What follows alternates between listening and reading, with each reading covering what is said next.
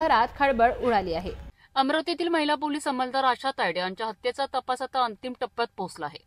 Police unit क्रमांक 2 ने केलेल्या यशस्वी कारवाईमुळे या प्रकरणातील धक्कादायक सत्य समोर आलं आहे।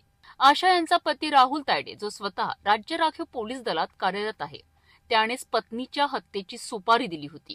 जवळपास 1 महिन्यापूर्वी राहुलने आपल्या पत्नीची हत्या घडवून आणण्याचा कट रचला होता। त्यासाठी त्यांनी श्रेयस महल्ले आणि ओम शिकार या 2 सुपारी किलर्सना 5 लाख रुपयांची सुपारी दिली। यात 25,000 रुपयांची ऍडव्हान्स रक्कमही त्यांनी दिली होती। हत्येच्या दिवशी हे दोघे तोंडाला कापड बांधून घटनास्थळी पोहोचलेत आणि आशा यांचा गळा दाबून खून केला। या घटनेनंतर पोलिसांनी सीसीटीव्ही फुटेज तपासलं, ज्यात हे दोघे आरोपी दिसून आलेत। तपासादरम्यान राहुलने हत्येचा बनाव रचण्याचा प्रयत्नही केला होता, परंतु पोलिसांनी केलेल्या सखोल चौकशीत तो फसला। पोलीस उपायुक्त गणेश शिंदे यांनी दिलेल्या माहितीनुसार राहुलचे एका महिलेसोबत प्रेम संबंध होते, त्यामुळे पती पत्नीमध्ये नेहमीच वाद होत असत। यापूर्वी आशा यांनी पतीविरुद्ध पोलिसात तक्रारही दाखल केली होती। या प्रकरणात आणखी 2 आरोपींचा सहभाग असण्याची शक्यता पोलिसांनी व्यक्त केली असून सध्या तिघांना अटक करण्यात आली आहे। या प्रकरणी श्रेयस महल्ले वय वर्ष 25 आणि ओम शेकार वय वर्ष 18 अशा 2 आरोपितांना यांना 5 लाख रुपये या मुख्य आरोपी जो आहे राहुल तायडे यांनी कबूल केलेले होते आणि त्यापैकी काही रकमा त्यांनी वेळोवेळी त्यांना दिलेल्या सुद्धा होत्या। या बाबत या 2 आरोपितांना, उर्वरित 2 आरोपितांना आज युनिट 2 चे अधिकारी आणि फ्रेझरपुरा पोलीस ठाण्याची टीम यांनी ताब्यात घेतलेला आहे आणि पुढील तपास सुरू आहे। परंतु या मुख्य आरोपींनी यांना पैशाकरता, त्यांच्याकरता ओळख वाढवून त्यांना वेळोवेळी थोडेफार पैसे देऊन आणि मग त्यांना हा गुन्हा करण्यासाठी संगनमताने त्यांच्याकडून ही कारवाई करून घेतलेली आहे आणि त्या दोघांनी घरात घुसून आरोपीचा मर्डर केलेला आहे। या प्रकरणी तपास अजून सुरू आहे। याच्यामध्ये आणखीन काही 1-2 आरोपींचा समावेश असू शकतो। जसं जसं तपास पुढे जाईल तसं ते 2 आरोपी निष्पन्न होतील। अमरावतीच्या या घटनेने पोलीस दलात आणि समाजातही मोठी चिंता निर्माण केली आहे। ज्या व्यक्तीवर विश्वास ठेवून आयुष्य काढायचं होतं, त्याच पतीने सुपारी देऊन खून केल्याची ही घटना अत्यंत दुर्दैवी आहे। पोलीस या प्रकरणाचा अधिक तपास करीत असून पुढील घडामोडींवर लक्ष ठेवून आहे।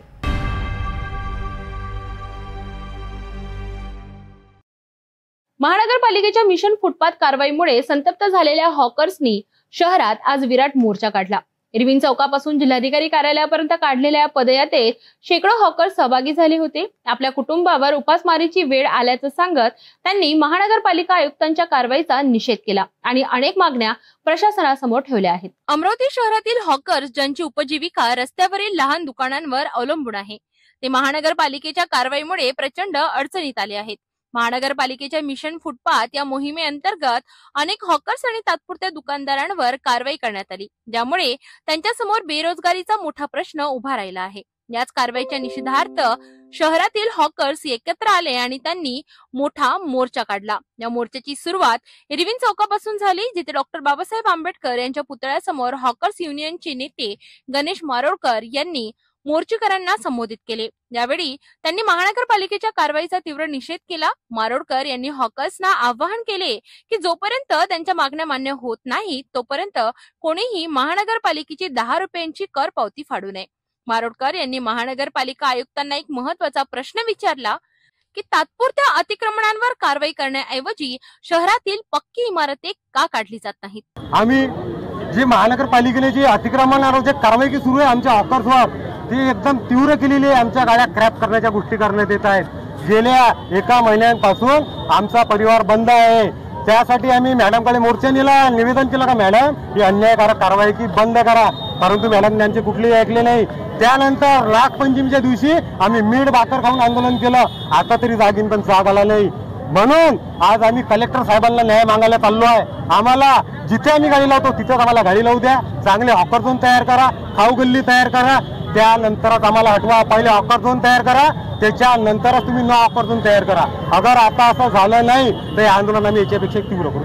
शहरातील अनेक मॉल्स, प्रतिष्ठाने, इमारती आणि मंगल कार्यालयांमध्ये पार्किंगची योग्य सोय नाही, त्यामुळे वाहतुकीची कोंडी होते। अशा ठिकाणी कारवाई का केली जात नाही, असा सवाल त्यांनी उपस्थित केला। मेरा रंग दे बसंती चोला या देशभक्तीपर गाण्याच्या घोषणा देत हा मोर्चा जिल्हाधिकारी कार्यालयावर धडकला। यावेळी जिल्हाधिकारी कार्यालयाबाहेर पोलिसांचा मोठा बंदोबस्त तैनात करण्यात आला होता।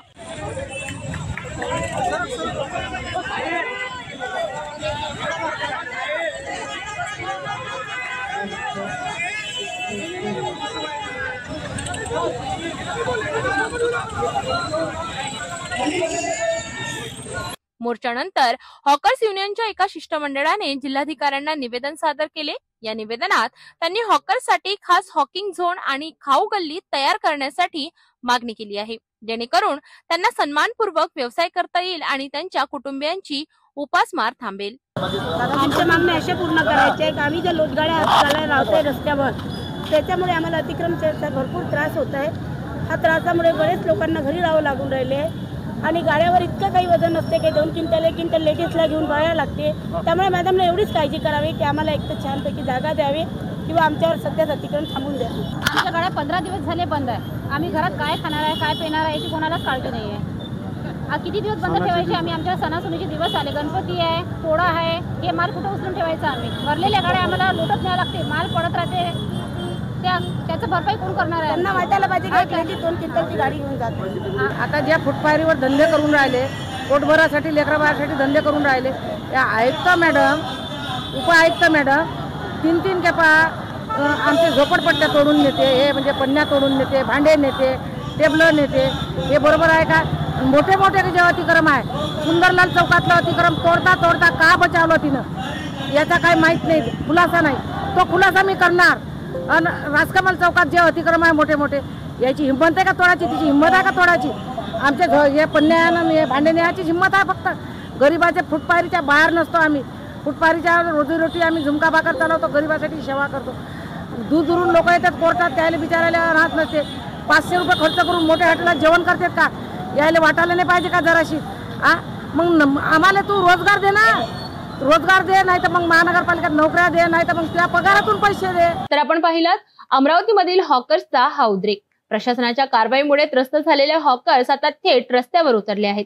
त्यांनी प्रशासनासमोर आपल्या मागण्या स्पष्टपणे मांडल्या आहेत। आता यावर महानगरपालिका आणि जिल्हाधिकारी कार्यालय काय भूमिका घेतात हे पाहणं महत्त्वाचं ठरेल। या संदर्भातील अपडेट्स बघत रहा सिटी न्यूजवर।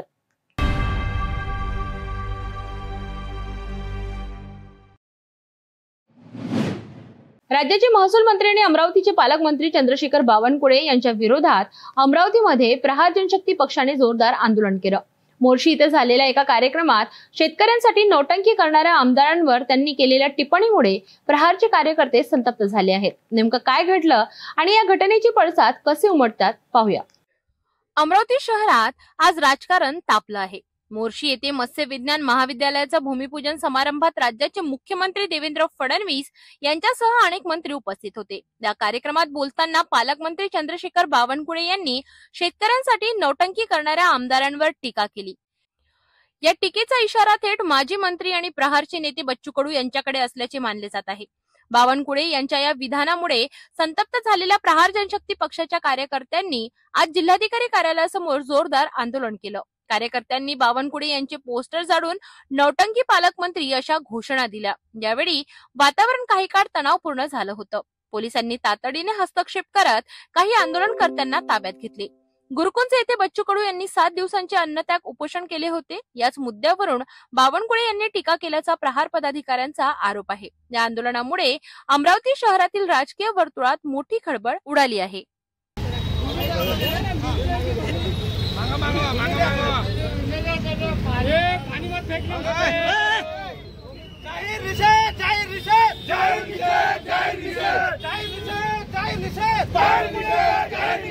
शेतकऱ्याचा अपमान करणाऱ्या बावनकुळेचा,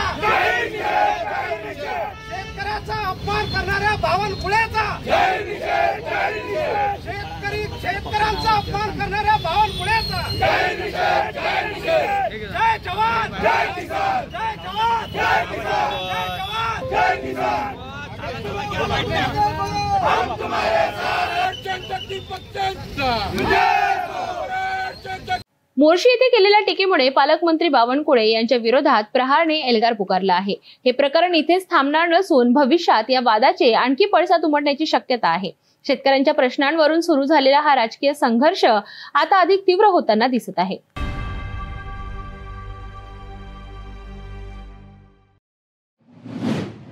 अमरावती शहरातील वाहतुकीची समस्या दिवसेंदिवस गंभीर होत चालली आहे. शहरात खासगी ट्रॅव्हल्सचा विनापरवाना आणि बेकायदेशीरपणे सुळसुळाट सुरू असल्याचं समोर आलं आहे. या बेकायदेशीर वाहतुकीमुळे प्रवाशांचा जीव धोक्यात येत असून आरटीओ आणि वाहतूक पोलीस याकडे दुर्लक्ष करत असल्याचं चित्र आहे. या सगळ्या प्रकारामुळे प्रवाशांच्या सुरक्षेचा प्रश्न निर्माण झाला आहे. अमरावती शहरातील बस स्थानकाजवळ एक धक्कादायक प्रकार समोर आला आहे. अमरावतीवरनं परतवाडा येथे जाणारी जय बजरंग आणि प्रभात ट्रॅव्हल्स या खासगी बसेस बेकायदेशीरपणे चालवल्या जात आहेत. या बसेसना प्रादेशिक परिवहन विभागाकडनं कोणताही परवाना नाही. असे असतानाही त्या दररोज प्रवाशांची वाहतूक करीत आहेत. या बसेस जैन छत्रालयाच्या समोरून बस स्थानकाच्या बाजूला उभ्या असतात. या बेकायदेशीर वाहतुकीमुळे नियमांची सर्रास पायमल्ली होत आहे. महत्वाचं म्हणजे आरटीओ विभागाचे अधिकारी उर्मिला पवार आणि पोलीस आयुक्त अरविंद चावरिया यांनी वाहतूक सुरळीत ठेवण्याकरिता विशेष पथक नेमली असूनही हा प्रकार बिनदिक्कतपणे सुरू आहे. एखाद्या प्रवाशाला दुखापत झाल्यास किंवा दुर्दैवाने मृत्यू झाल्यास अशा विनापरवाना बसेसच्या प्रवाशांना कोणतीही भरपाई मिळणार नाही. मग अशा परिस्थितीत याला जबाबदार कोण? आरटीओ विभाग की पोलीस विभाग? हा एक गंभीर प्रश्न आहे. अमरावतीच्या या गंभीर समस्येकडे प्रशासनाने तातडीने लक्ष देणं गरजेचं आहे. विनापरवाना धावणाऱ्या गाड्यांवर कठोर कारवाई होणे आवश्यक आहे. प्रवाशांच्या जीवाची किंमत या खासगी ट्रॅव्हल्स मालकांसाठी केवळ नफ्यापुरती नसावी. प्रशासनाने यावर तात्काळ उपाययोजना न केल्यास भविष्यात एखादी मोठी दुर्घटना घडण्याची शक्यता नाकारता येत नाही.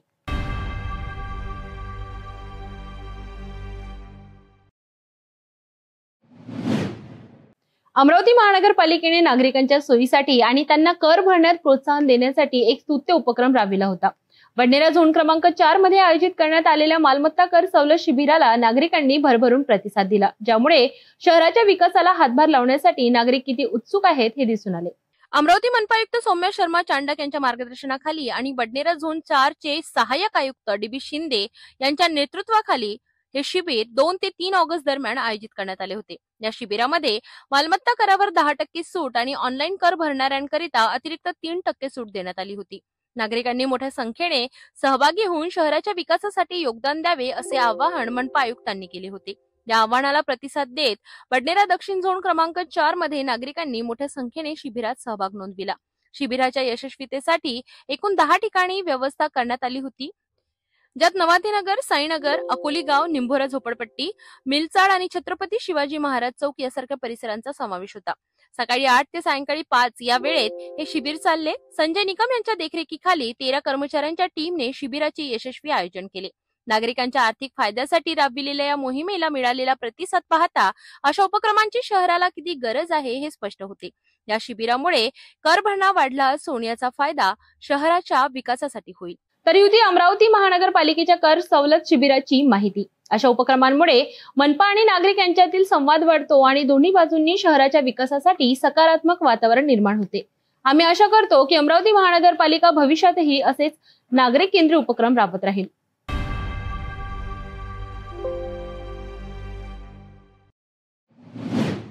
बडनेरा येथील आठवडी बाजार येथे भारतीय बौद्ध महासभा शाखेने साहित्य सम्राट अण्णाभाऊ साठे यांच्या जयंतीनिमित्त एका विशेष अभिवादन कार्यक्रमाचे आयोजित केले होते.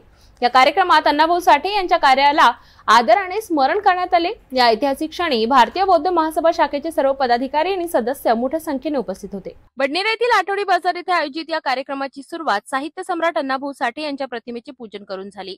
यासोबतच डॉक्टर बाबासाहेब आंबेडकर आणि तथागत गौतम बुद्ध यांच्या प्रतिमांचेही पूजन करण्यात आले.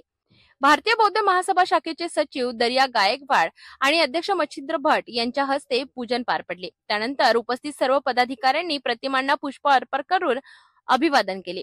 कार्यक्रमात भारतीय बौद्ध महासभेचे माजी अध्यक्ष आणि पंचशील मंडळाचे अध्यक्ष अजय भालेराव यांनी सामूहिक बुद्धवंदना घेतली. त्यांनी आपल्या भाषणात साहित्य सम्राट अण्णाभाऊ साठे यांच्या जीवनचरित्रावर प्रकाश टाकला आणि त्यांचे साहित्य आणि कार्याचे महत्त्व सांगितले. या कार्यक्रमाला भारतीय बौद्ध महासभेचे कोषाध्यक्ष कपिल डोंगरे, संघटक सुरेंद्र जांभूळकर तसेच पदाधिकारी आणि मार्गदर्शक उपस्थित होते. हा कार्यक्रम यशस्वी करण्यासाठी सर्व पदाधिकारी आणि कार्यकर्त्यांनी विशेष परिश्रम घेतले. त्यामुळे अण्णाभाऊ साठे यांना आदराने अभिवादन करण्यात आले.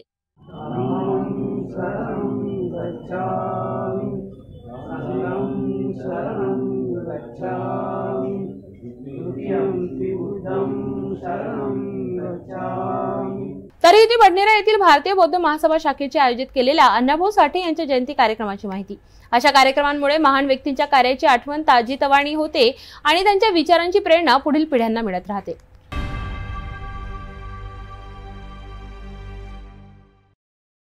बातमीपत्रात वेळ झाली आहे एका छोट्याशा विश्रांतीची। भेटूया विश्रांतीनंतर।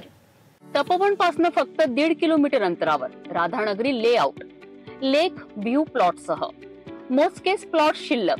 त्वरित संपर्क करा 9930706667 किंवा 7620433325 या क्रमांकावर।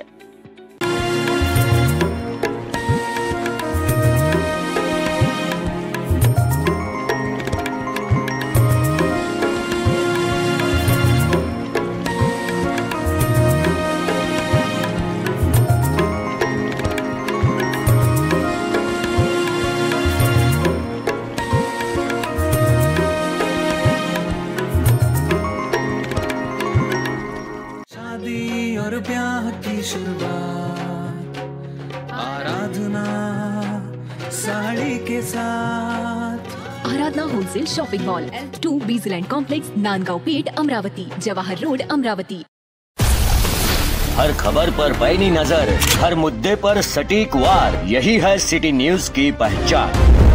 जहाँ सच्चाई की आवाज दबाई जाती है वहाँ सिटी न्यूज उठाता है सवाल। हर स्क्रीन पर, हर प्लेटफॉर्म पर हमारी मौजूदगी बोलती है। सिटी न्यूज हमेशा सच के साथ। विश्रांतीनंतर पुन्हा एकदा आपले स्वागत आहे। आता बघूया पुढील बातमी। अकोल्यामध्ये सण उत्सवाच्या काळात शांतता आणि सुव्यवस्था राखण्यासाठी पोलिसांकडून ऑपरेशन प्रहार मोहीम राबविण्यात आली। सार्वजनिक ठिकाणी मद्यपान करून गोंधळ घालणाऱ्या 98 जणांवर पोलिसांनी एकाच दिवशी कठोर कारवाई केली। जिल्हा पोलीस अधीक्षक अर्चित चांडक यांच्या मार्गदर्शनाखाली 3 ऑगस्ट रोजी विशेष अभियान राबविण्यात आले। सार्वजनिक ठिकाणी मद्यपान करून गोंधळ घालणाऱ्यांवर कठोर कारवाई करण्याचे निर्देश सर्व पोलीस ठाण्यांना देण्यात आले होते। याच निर्देशानुसार पोलिसांनी शहराच्या वेगवेगळ्या भागात छापे टाकले आणि सार्वजनिक ठिकाणी मद्यपान करताना आढळलेल्या 98 लोकांवर कारवाई केली आहे। या कारवाई दरम्यान महाराष्ट्र दारूबंदी कायद्याच्या कलम 85 अंतर्गत 2 गुन्हेही दाखल करण्यात आले आहेत। पोलीस सूत्रांनी दिलेल्या माहितीनुसार अनेक ठिकाणी नागरिकांच्या तक्रारीनंतर पोलिसांनी तात्काळ घटनास्थळी धाव घेऊन आरोपींना ताब्यात घेतले। या मोहिमेमुळे जिल्ह्यात शांतता आणि कायदा सुव्यवस्था टिकून राहिली। ऑपरेशन प्रहारच्या या कारवाईतून पोलिसांनी सार्वजनिक शिस्तीत कोणत्याही प्रकारची सूट दिली जाणार नाही असा स्पष्ट संदेश दिला आहे। ही होती ऑपरेशन प्रहारची मोठी कारवाई। पोलिसांच्या या मोहिमेवरून हे स्पष्ट होते की सणासुदीच्या या काळात कायदा सुव्यवस्था राखणे हे त्यांचे पहिले प्राधान्य आहे। पोलिसांचे हे पाऊल निश्चितच सर्वसामान्यांमध्ये सुरक्षिततेची भावना वाढवेल।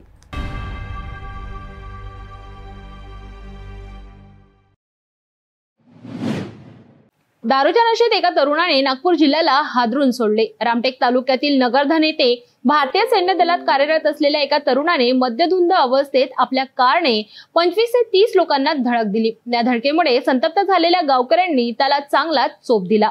ही धक्कादायक घटना नेमकी कशी घडली पाहूया सविस्तर। नागपूर जिल्ह्यातील रामटेक तालुक्यात 3 ऑगस्ट रोजी सकाळी 8:15च्या सुमारास एक भयानक घटना घडली। भारतीय सैन्य दलात आसाम येथे कार्यरत असलेल्या हर्षपाल महादेव वाघमारे वय वर्ष 40 हा तरुण सुट्टीवर आपल्या गावी हमालपुरी येथे आला होता। दारूचे व्यसन असलेल्या हर्षपालने त्या दिवशी मद्यपान केले आणि आपल्या MH40CA 6377 या आयटेक कारने तो नगरधन मधून हमालपुरीकडे जात होता। दारूच्या नशेत गाडीवरील नियंत्रण सुटल्यामुळे त्याने नगरधन गावातील साई मंदिर दुर्गा चौक मार्गे जाताना सुमारे 35 ते 30 लोकांना धडक दिली। सुदैवाने या धडकेत कोणतीही जीवितहानी झाली नाही, मात्र या प्रकारामुळे गावकऱ्यांमध्ये प्रचंड संताप पसरला। धडक दिल्यानंतर हर्षपालने घटनास्थळावरून पळून जाण्याचा प्रयत्न केला, परंतु हमालपुरी रोडवरील हनुमान मंदिराच्या परिसरात त्याची कार एका झाडावर आदळली आणि नाल्यात पडली। पाठलाग करणाऱ्या संतप्त नागरिकांनी त्याला पकडले आणि चांगलाच चोप दिला। घटनेची माहिती मिळताच रामटेक पोलिसांनी घटनास्थळी धाव घेतली। पोलिसांनी मद्यधुंद अवस्थेत असलेल्या हर्षपालला ताब्यात घेतले आणि त्याला उपचारासाठी रामटेकच्या उपजिल्हा रुग्णालयात दाखल केले। या प्रकरणाचा पुढील तपास ठाणेदार रवींद्र मानकर यांच्या मार्गदर्शनाखाली रामटेक पोलीस करीत आहेत। ही घटना पुन्हा एकदा दारू पिऊन वाहन चालवण्याच्या धोक्यांवर प्रकाश टाकते। सुदैवाने या घटनेत कोणतीही मोठी दुर्घटना घडली नाही, मात्र गावकऱ्यांच्या संतापामुळे दारूच्या नशेत वाहन चालवणाऱ्यांवर कठोर कारवाईची मागणी होत आहे। रामटेक पोलीस या प्रकरणाचा सखोल तपास करीत आहेत आणि दोषींवर योग्य ती कारवाई होईल अशी अपेक्षा आहे।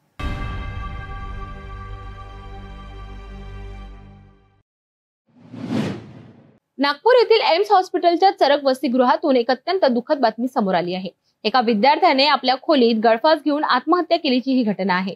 या घटनेने वसतिगृहात आणि परिसरात शोककळा पसरली आहे। नागपूर येथील एम्स हॉस्पिटल नजीक असलेल्या चरक हॉस्टेलमध्ये राहणाऱ्या संकेत पंडितराव दाभाडे या विद्यार्थ्याने आत्महत्या केल्याची दुर्दैवी घटना घडली होती। संकेतच्या मित्रांना तो बराच वेळ फोन उचलत नसल्याचे आढळले। त्यानंतर त्यांनी हॉस्टेलमधील कर्मचाऱ्यांना माहिती दिली। कर्मचाऱ्यांनी मास्टर कीच्या साहाय्याने संकेतच्या खोलीचा दरवाजा उघडला असता त्याला बाथरूमच्या दरवाजाला गळफास घेतलेल्या अवस्थेत पाहिले। तातडीने हॉस्टेलचे इन्चार्ज डॉक्टर रामाराज PN यांना आणि त्यानंतर पोलिसांना या घटनेची माहिती देण्यात आली आहे। पोलिसांनी घटनास्थळी पोहोचून पंचनामा केला। प्राथमिक तपासणीत असे दिसले आहे की ही संकेतने बाथरूमच्या दरवाजाच्या मागील बाजूला असलेल्या कपड्यांच्या हुकला शॉल बांधून आत्महत्या केली आहे। संकेतने निळ्या रंगाची टी-शर्ट आणि काळ्या रंगाची पॅन्ट घातली होती। त्याचे हात आणि पाय काळसर पडले होते। पोलिसांनी घटनास्थळी पंचनामा करून मृतदेह पुढील तपासणीसाठी एम्स हॉस्पिटलमध्ये पाठविला आहे। या घटनेमागील नेमके कारण काय अद्यापही स्पष्ट झालेले नाही। पोलीस या प्रकरणाचा अधिक तपास करीत आहेत। ही अत्यंत वेदनादायक घटना आहे। शिक्षण आणि करिअरच्या दबावामुळे विद्यार्थ्यांमध्ये वाढलेल्या मानसिक तणावाचा हा एक गंभीर परिणाम आहे। या घटनेमुळे पुन्हा एकदा विद्यार्थ्यांच्या मानसिक आरोग्याच्या मुद्द्यावर प्रकाश टाकला आहे।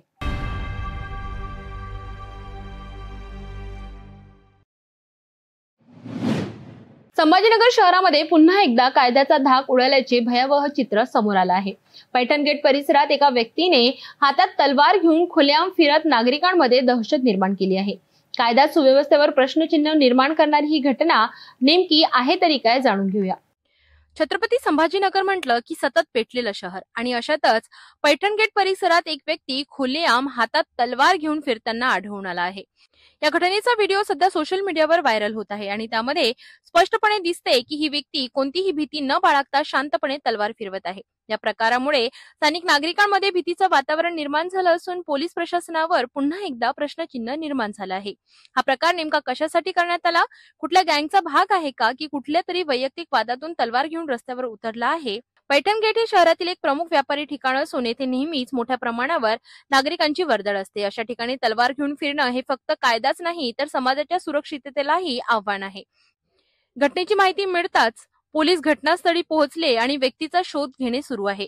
मात्र प्रश्न उपस्थित राहतो की जर एखादी व्यक्ती दिवसाढवळ्या तलवार घेऊन रस्त्यावर फिरू शकते तर मग शहरात पोलीस यंत्रणेचा धाक उरला आहे का? या घटनेमुळे प्रशासनाच्या कार्यक्षमतेवर प्रश्नचिन्ह निर्माण झाले आहे।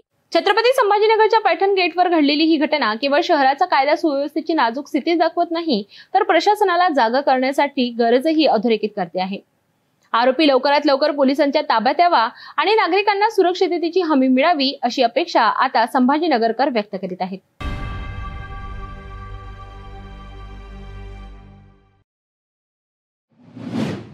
वणी मुकुटबन मार्गावर भीषण अपघात, सिमेंट बल्करची धडक बसल्यानं 25 वर्षीय युवकाचा मृत्यू, दुचाकीवरून प्रवास करणारे दोघं गंभीर जखमी, ट्रक चालक फरार झाला होता पण पोलिसांनी तातडीने त्याला अटक केली।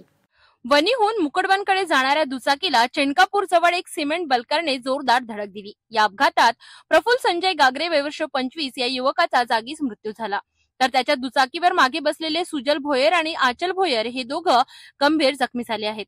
या भीषण अपघातानंतर ट्रक चालक घटनास्थळावरून फरार झाला होता, मात्र शिरपूर पोलिसांनी तातडीने तपासाची चक्रे फिरवत ट्रक चालकाला अटक केली आहे। जखमींवर सध्या खासगी रुग्णालयात उपचार सुरू आहेत।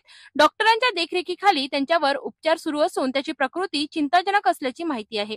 या मार्गावर मोठ्या प्रमाणावर अवजड वाहनांची वर्दळ असून या रस्त्यावरील अपघातांची मालिका सुरूच असल्याचं नागरिकांचं म्हणणं आहे। त्यामुळे प्रशासनाने वाहतुकी संदर्भात योग्य ती खबरदारी घेण्याची मागणी आता जोर धरत आहे। तर हा होता वणी मुकुटबन मार्गावरील एक भीषण अपघात। प्रफुल्ल गागरे आणि या युवकाच्या जाण्याने संपूर्ण परिसरात हळहळ व्यक्त होत आहे। जखमींची प्रकृती सुधारण्यात व्हावी अशी अपेक्षा व्यक्त केली जात आहे.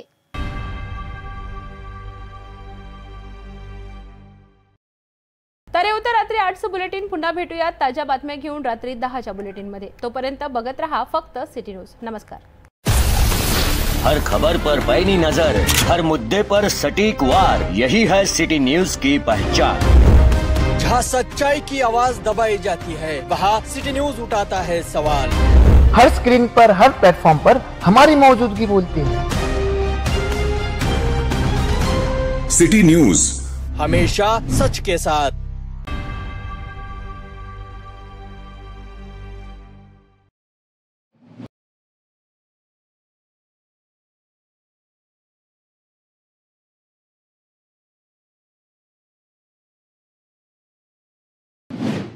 संभाजीनगर शहरामध्ये पुन्हा एकदा कायद्याचा धाक उडाल्याचे भयावह चित्र समोर आलं आहे.